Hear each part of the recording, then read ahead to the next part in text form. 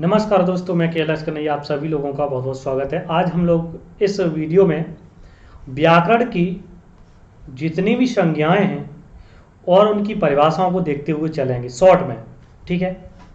और आप लोग इसको याद कर लीजिएगा, ये आगे आपके संधि में काम आएंगे। मोस्टली इम्पोर्टेंटली हैं ये सभी के सभी, ठीक है।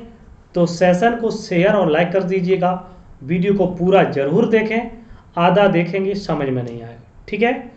तो एक दो बार वीडियो को आप लोग देख लेना, आपका याद हो जाएगा। आपके प्रैक्टिस क्वेश्चन कराऊंगा, उसमें आपको देखने को लगेंगे, सारे क्वेश्चन देखने को मिलेंगे, ठीक है। तो पहला क्वेश्चन है वृद्धि आदेश। ये क्या करता है? वृद्धि संज्ञा करता है। सभी लोग जानते होंगे, नहीं जानते वो जान लें। वृद्धि संज्ञा करता। सवाल ये उठता है कि वृद्धि संज्ञा करता है तो करता कहाँ है? तो आपको पता है ये बड़ा किन किन वर्णों में करता है? आ, आई और औ, ये तीन वर्ण है, उनकी वृद्धि संज्ञा होती है, ठीक है। तो जहाँ भी आएंगे, छोटा या बड़ा आए तो उन पर बड़ा होगा, और ए ई आए तो आई होगा, ओ इत्यादि आए तो औ होगा, ठीक है। चलिए, उसके बाद हम लोग करते हैं अध्ययन गुणा। तो इसमें कौन सी संज्ञा होती है? गुण संज्ञा। इसमें कौन कौन से वर्ण आते हैं? तो आप लोग जानते हैं आ, ए, ओ, ठीक है। मूल रूप से ए ओ आता है, और आपका इसमें विकल्प से रपरा होगा तो अर हो जाएगा, और ठीक है, और लपर होगा तो अल होगा, और यहाँ पर वृद्धि में आर वृद्धि होती, प्रार्थित इत्यादि आगे पढ़ोगे, ठीक है। ये भी ध्यान रखना, अर गुण होता है, अल गुण होता और आर वृद्धि होती है, ये भी नोट कर लीजिएगा। हलो अंतरा संयोगा, सीधी सी बात है, सभी सूत्रों में लगभग आपकी संज्ञाएं दी हुई हैं। तो संयोग संज्ञा ये क्या करता है? संयोग संज्ञा करता है। अब देखिए, हलो अंतरा संयोग संज्ञा जो करता है, ये किसकी करेगा? जो अंतिम हलवर्ण है और उनकी संज्ञा करेगा। और कैसे हो? कि हल प्रत्याहार में आने वाले वर्ण जो अंतिम संयोग है, मतलब जो अंतिम वर्ण पूर्व वर्ण, उनका संयोग होना चाहिए। जैसे मैं एक को ले लूं, ठीक है, राष्ट्र शब्द लिया समझने के लिए, समझना। राष्ट्र शब्द में इसका संयोग किसका है? यानी कि जो स्वरवर्ण न आए। तो यहां पर स्वरवर्ण किसमें नहीं है? तो आपका देखिएगा जो सा है और टा है, इसके बीच कोई स्वरवर्ण नहीं आया है, इसलिए इस समुदाय की क्या होगी? संयोग संज्ञा हो जाएगी, है ना। और प्लस रा है, तो इनमें कोई स्वर नहीं है, तो क्या होगा? संयोग संज्ञा हो जाएगी, ठीक। चलिए, मुख्य नासिका बचन नासिका, सीधी सी बात, अगर यहां पे सही से देखोगे तो क्या होगी? अनुनासिक संज्ञा होगी। यह सूत्र क्या करता है? अनुनासिक संज्ञा करता है, ओके। मुझे लगता है इसका स्क्रीनशॉट आप ले लीजिएगा आपको, ठीक है। तो इस चीज को याद रखिएगा। तो अनुनासिक कौन कौन से हैं? वही है या, म, ग, ड़, न इत्यादि, ठीक है। या, म, ग, गम, हाँ, लो हम अलग से लिख देते हैं। मेरा थोड़ा क्या रहता है कि वो मैं संस्कृत के तौर पर जो है मैंने याद किया तो अलग तरीका हो जाता है। हिंदी में गम, गायाणाम ऐसे बोल देते हैं। चलिए एक मिनट, हाँ, या म गणनम सूत्र भी है, या म ग ड़ न। इन वर्णों की अनुनासिक संज्ञा होती है, और इनसे परे जो भी वर्ण उनकी निरनुनासिक होती है। निरनुनासिक कहते हैं, उनकी अनुनासिक संज्ञा नहीं होती है, ठीक है। चलिए, कर लिया ये सभी ने। चलिए स्क्रीनशॉट ले लीजिएगा, फटाफट आगे बढ़ते हैं। अगले पॉइंट पर मूव करते हैं। पांचवा, तुल्यास प्रथम सवर्णम। ये कहता है कि जो तुल्यास प्रथम सवर्णम है, ये सवर्ण संज्ञा करता। पहला पॉइंट ये क्या करता? सवर्ण संज्ञा, ठीक। और दूसरी बात यह है कि ये तुल्य माने जो जिन दो वर्णों के उच्चारण स्थान एक जैसे हो, ठीक है। जैसे आ प्लस आ, है ना, ई प्लस ई। तो इन दो वर्णों के जो भी उच्चारण स्थान होंगे उ प्लस उ, तो इन दो वर्णों के उच्चारण स्थान समान होंगे, उनकी सवर्ण संज्ञा हो जाएगी, ठीक है। ईदुदे द्विवचनम प्रगृह्यम, यह क्या करता है? प्रगृह्य संज्ञा करता है। अब प्रगृह्य संज्ञा कैसे करता है? किन की होगी? तो ये बड़ी, बड़ा उ और एक ही, और इससे बने शब्द कैसे होंगे? द्विवचन होंगे। जैसे हमने एक शब्द लिया हरि एतौ, हरि एतव, ठीक, हरि एतव। तो ये क्या है, ईकारांत है कि नहीं, ईकारांत है। लेकिन एतव क्या, द्विवचन है, तो इसलिए यहाँ पर हरि एतव की प्रगृही संज्ञा हो जाएगी। क्लियर।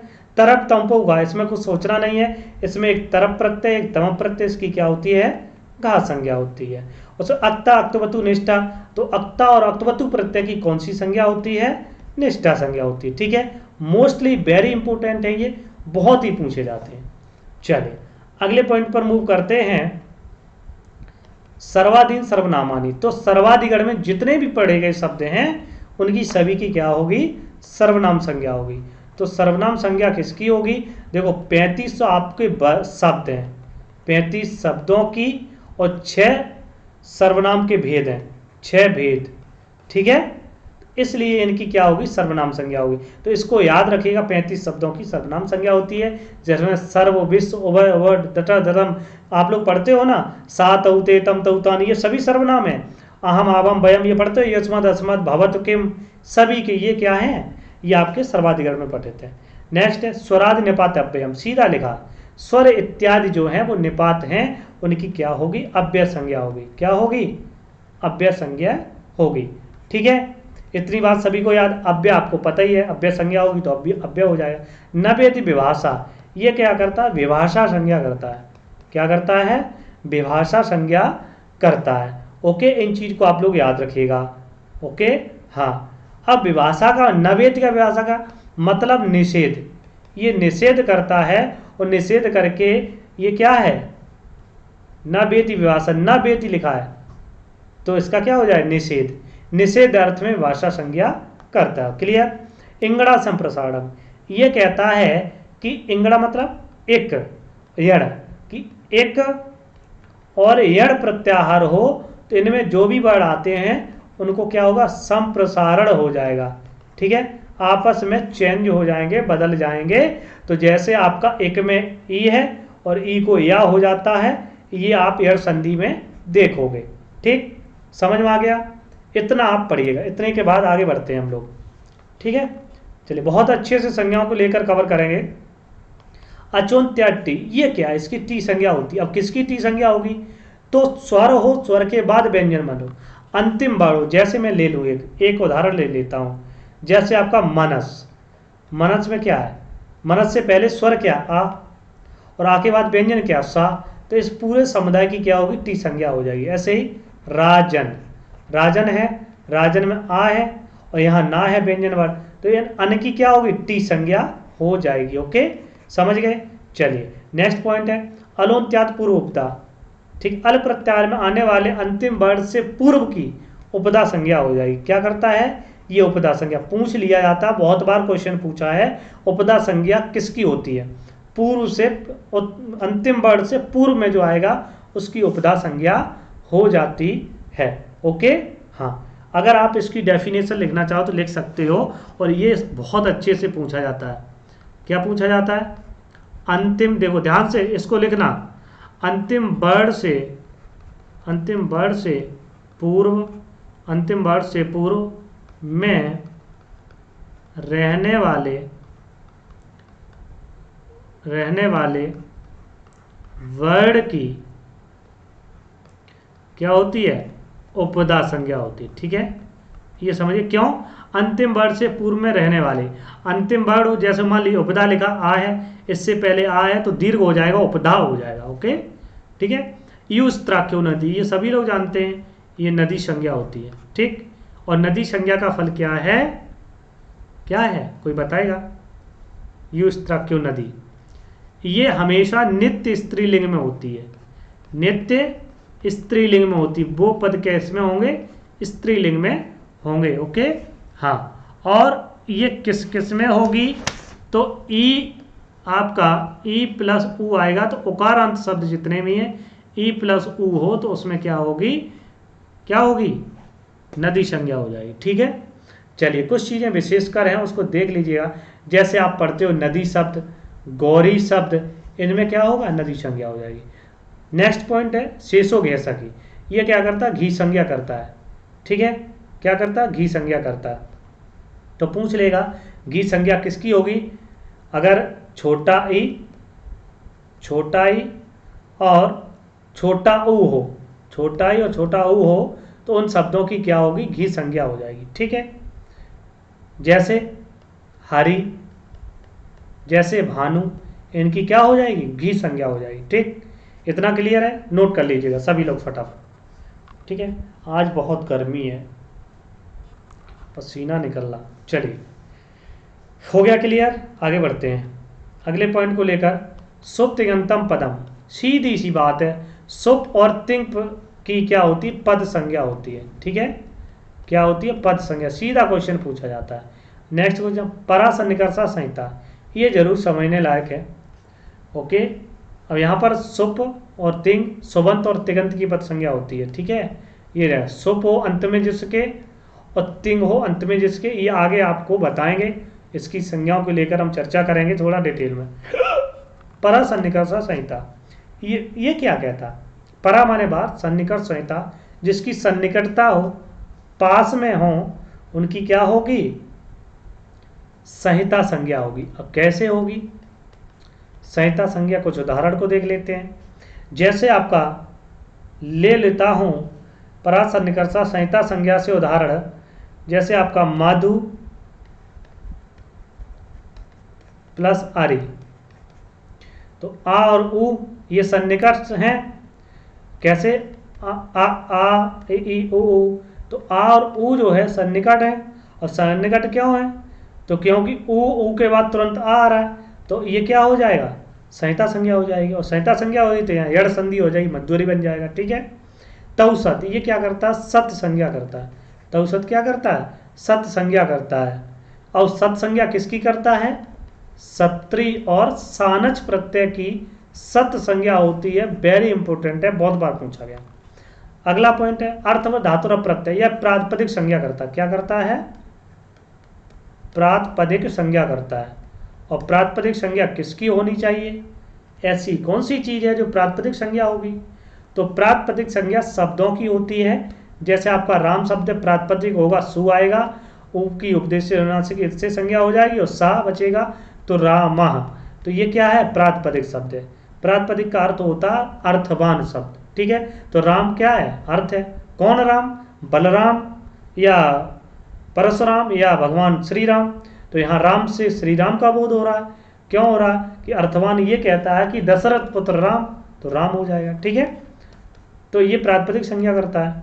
इतना हो गया, नोट कर लिया सभी ने, आगे बढ़े। चलिए अगले पॉइंट पर हम लोग मूव करते हैं।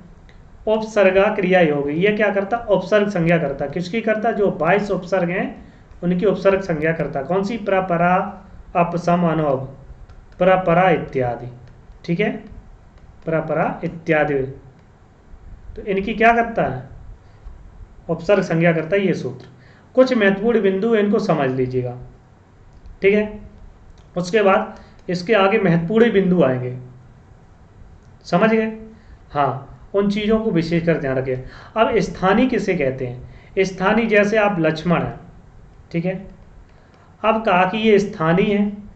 आदेश किसे कहते हैं, मैंने आदेश दिया बेटा जाओ शत्रुघ्न इस लक्ष्मण की जगह बैठ जाओ, आपको यहाँ बैठना। आप क्या करोगे, इनसे लड़ाई करोगे, भगाओगे, क्योंकि आदेश है। तो आदेश है, इस लक्ष्मण की जगह किसने ले ली, शत्रुघ्न ने ले ली। जब शत्रुघ्न ने जगह ले ली तो लक्ष्मण का दुश्मन कौन हुआ, शत्रुघ्न, तो शत्रुवत आदेश होता है। ठीक है, तो वही आगे बोला गया है कि आदेश जो होता है वो क्या होता है, तो आदेश ध्यान रखना शत्रुवत होता है, शत्रु के समान होता है, दुश्मन होता है। ठीक है, तो क्वेश्चन में पूछा जाता है आदेश का अर्थ क्या है, शत्रुवत होता है। ठीक, अगला आगम। अब आगम ये बड़ा प्यारा है। जैसे राम है, राम ने कहा आ जाओ बेटा भाई, लक्ष्मण भी आ जाए, है ना, भरत भी आ जाएं, शत्रुघ्न भी आ जाएं, चाहे और भी मोहल्ले पड़ोस के आ जाएं। मतलब क्या है, एक आगम, आगम मतलब मित्रवत। ठीक है, तो आगम को कैसे याद रखो, मित्रवत। ठीक है, कैसा होता है, मित्र के समान होता है। जैसे 10 लोग, 4 लोग बैठे हैं और कहा कि 4 लोग बैठे, इसी बीच में किसको, हनुमान जी को बैठना है, तो हनुमान जी आके घुस गए, लो हम भी बैठेंगे, हम भी बैठेंगे। तो क्या हुआ, उन्होंने सबने थोड़ी थोड़ी सी जगह कर दी, एडजस्ट करके वो बैठा लिया, तो ये हो गया मित्रवत। ठीक है, समझ गए। अब निमित्त को क्या कहते हैं? तो निमित्त को वो कहते हैं, जैसे जैसे हनुमान जी को ले लीजिएगा। हनुमान जी यहाँ बैठे हैं और कहा कि हनुमान जी 4 साल से लगे हुए हैं, लेकिन एक इन पे कोई गलती ऐसी हो गई कि वो काम नहीं कर पाए।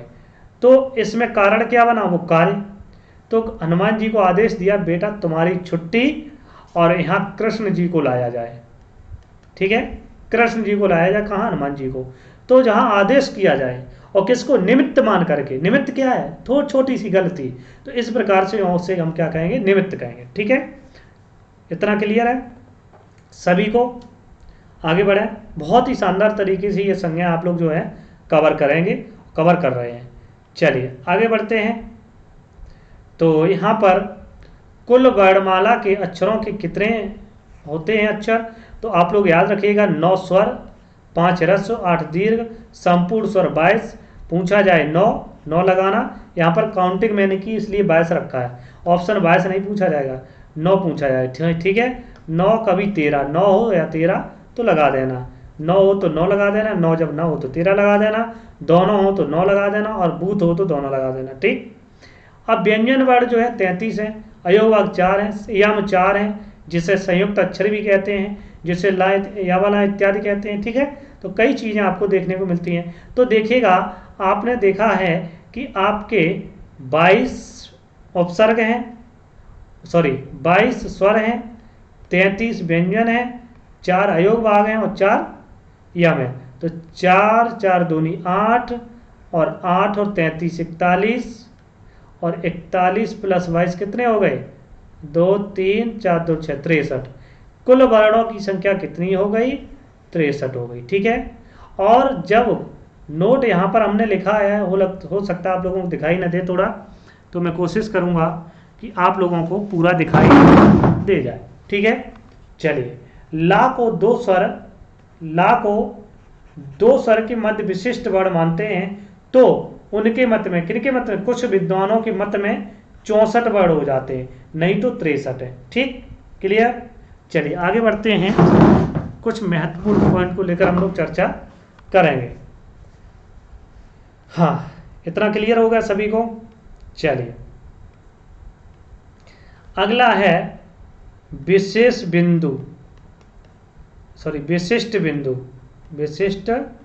बिंदु। मोस्टली इंपोर्टेंट है, इनको याद रखिएगा।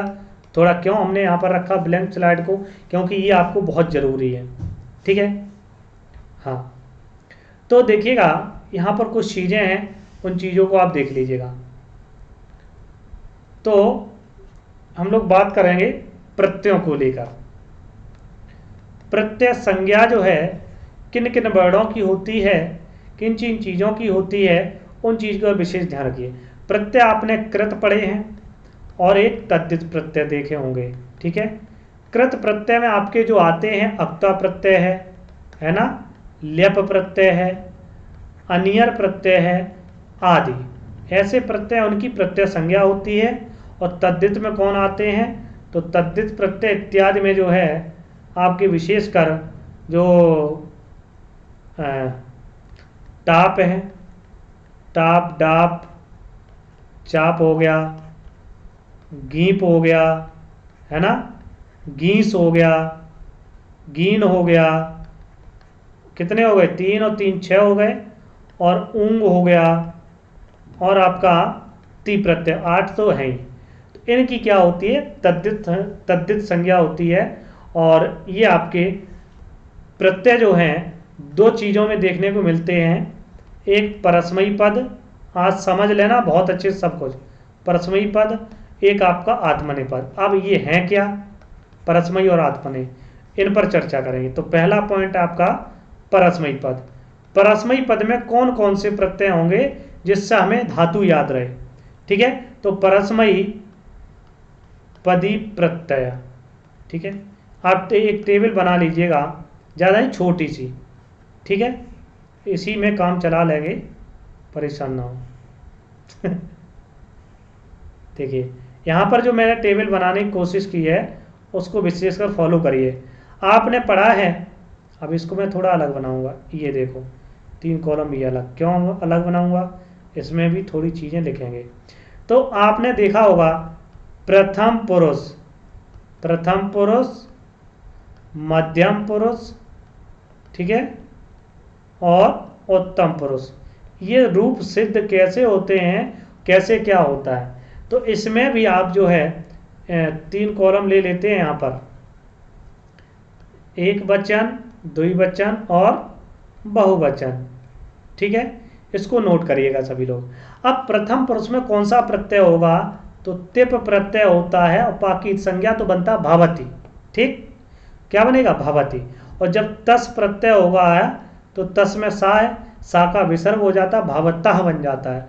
और तीसरा है आपका झी को क्या होता, अंत आदेश होता है तो बनता भावंती, झा की संज्ञा हो जाती है, लोप ई बचता है, ई को अंत आदेश हो जाता है झी को, तो झा को अंत आदेश तो अंति तो भवंती, ठीक है। मध्यम पुरुष में क्या होता है, सिप होता है, जब सिप होता है तो बनता भावासी, ठीक है। और आपका जब थस होता है तो इस सा का विसर्ग हो जाता है, भावथा बनता है, और जब था रहता है तो भावाथ, ठीक है। अब आपका मिप होता है तो भवामी, और आपका जब बस होता है तो भवाबह, और मस होता है तो भवामह, ठीक है। तो ये कुल मिला के कितने प्रत्यय हो गए, आपके 9 प्रत्यय हो गए। किसमें, तो परस्मयी पद में कितने प्रत्यय हैं, 9 प्रत्यय हैं। अब अगला कॉलम यहाँ पर ले लेते हैं, ठीक है, बहुत ही शानदार तरीके से इसी में आपके बना लेते हैं 3 कॉलम, ठीक है। चलिए तो देखिएगा 3 कॉलम, एक तो यहाँ पर हो गया, एक यहाँ पर हो गया, एक यहाँ पर हो गया। तो वही प्रक्रिया, प्रथम पुरुष, मध्यम पुरुष और उत्तम पुरुष, ये हम किसको देख रहे हैं, आत्मनेपद, ठीक है, आत्मनेपदी प्रत्यय, ठीक, नोट कर लेना अलग अलग। अब यहाँ पर होता क्या है, अब 9 तो इसमें हो गए, अब 9 इसमें होंगे, कौन कौन से, ता, ठीक है, आताम, तभी तो अलग अलग रूप बनते, ता आताम झा, तातम झा, थास आताम ध्वम, थास, ये पूरा सूत्र है, थास आथाम, थास आथाम ध्वम। अब देखो कितना अंतर है ना। और उसके बाद इट वहिंग, इट वही मही, इट वहिंग महिंग, ठीक है। ये आपका जो बनते हैं, ये आपके जो क्या हैं, ये 9 प्रत्यय, देखिएगा ये 9 प्रत्यय किसके हैं, आत्मनेपदी के। तो 9 + 9 कभी पूछ लिया जाए कि आपका धातु में कितने प्रत्यय टोटल होते हैं, तो 18, ठीक है। या पूछ लिया जाए, आपका पूछा जाता है तिंग प्रत्यय कितने हैं, तो तिंग प्रत्यय कितने हैं, 18, आगे हम लोग पढ़ेंगे। तो तिंग प्रत्यय पूछ लिया है कितने हैं, 18, बता दोगे, कोई डाउट किसी को, आगे बढ़ें। चलिए अगले पॉइंट पर हम लोग मूव करते हैं, इसका स्क्रीनशॉट लेना चाहे आप ले सकते हैं, उसके बाद आगे बढ़ते हैं, ठीक है। चलिए अब देखिएगा नेक्स्ट पॉइंट, अब हम बात करेंगे सुप प्रत्यय की। अभी तक हम तिंग की बात कर रहे थे, किसकी, तिंग प्रत्यय की, जो धातुओं में होते हैं। सुप प्रत्यय आपके 21 होते हैं, कैसे होते हैं, ये सारणी जरूर बनाएं जो मैं बना रहा हूं, सभी लोग 1 2 3 4 5 6 7, इतनी चाहिए, इतनी बहुत है, ठीक है। हाँ चलिए अब देखिएगा यहाँ पर जो मैं करने जा रहा हूँ विशेषकर उसको ध्यान दीजिएगा सभी लोग, ओके। हाँ सबसे पहले हम लोग बात करेंगे प्रथमा, जैसे विभक्ति होती है, प्रथमा व्यक्ति, द्वितीया विभक्ति, ठीक है, तृतीया व्यक्ति, चतुर्थी व्यक्ति, पंचमी, ये विभक्तियों में होते हैं, ठीक है। पहला पॉइंट कौन कहे जाते हैं, सुप प्रत्यय कहे जाते हैं। सप्तमी और संबोधन, लेकिन सप्तमी तक चलता है। ठीक है, अब देखिएगा एक वचन, द्विवचन और बहुवचन। ठीक है, अब इसमें होता क्या, जैसे राम शब्द बनाना है तो हमने कहा था सु आएगा तो रामः, औ आएगा तो रामौ, अस आएगा सु औ जस। जस में क्या होता है, जा की इत संज्ञा हो जाती है और क्या बचता है, केवल आ बचता है तो अस हो जाता है। ठीक है, हाँ, तो यहाँ क्या हुआ, अस बचा है। क्लियर, सॉरी मैं प्रत्यय तो जैसे ही होगा, मैं कर क्या रहा हूँ, कोशिश कर रहा हूँ अस की। चलिए जो बचेगा उसको थोड़ी लिखना है। हाँ, तो यहाँ क्या होगा, जस होगा। ठीक, चलिए कलर भी चेंज हो गया। आगे बात करते हैं, द्वितीया में रामम बनता है तो अम हो जाता है। ओके, समझ रहे हो ना, रामू बनेगा तो आउट होगा, और रामान बनेगा तो सस होगा, सस को अनादेश होता है, रामान बन जाता है। ठीक है, क्या होगा, सस। उसके बाद तृतीया में क्या होगा, टा। ठीक, चतुर्थी में एक वचन में क्या होगा, गे, तो रामे रमय इत्यादि बनता है।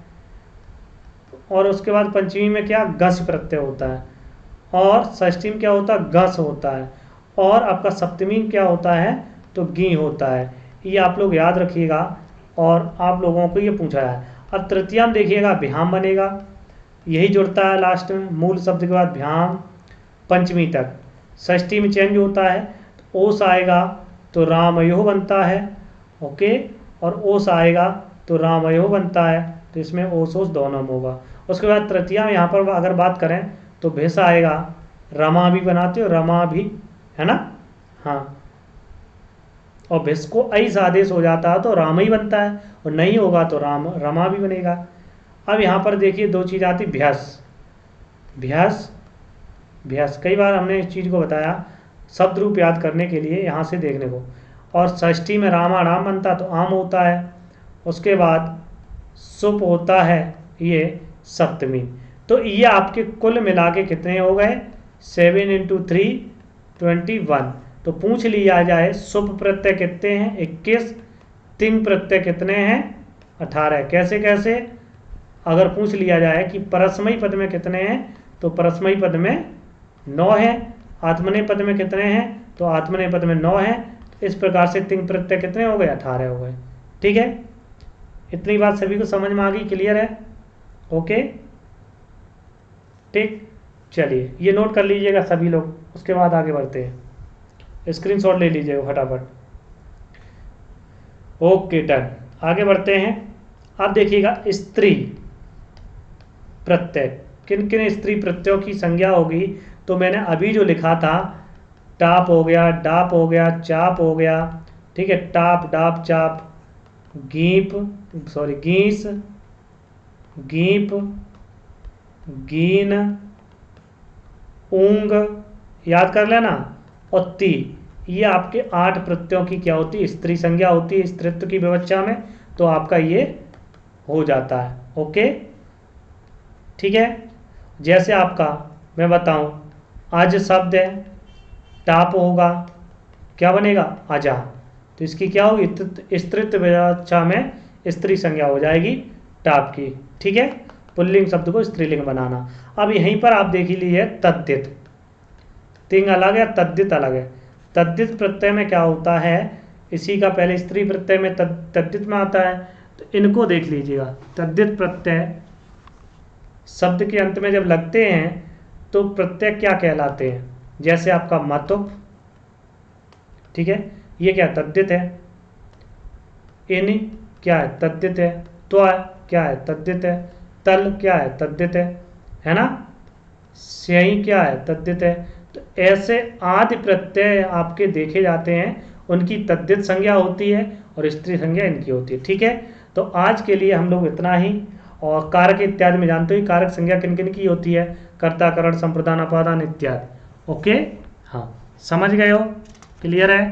और कोई अगर छूट रहा है तो उसको भी मैं देख लेता हूँ। चलिए, तो ये नोट कर लीजिए। उसके बाद कुछ चीज़ें आपकी देख लेते हैं यहाँ पर, जैसे तो विभक्तियों की संख्या कितनी होती है, अभी आपने पढ़ा है, तो विभक्ति की संख्या मैं लिख देता हूँ कितनी होती है 7, वचन की संख्या 3, लिंग की संख्या 3।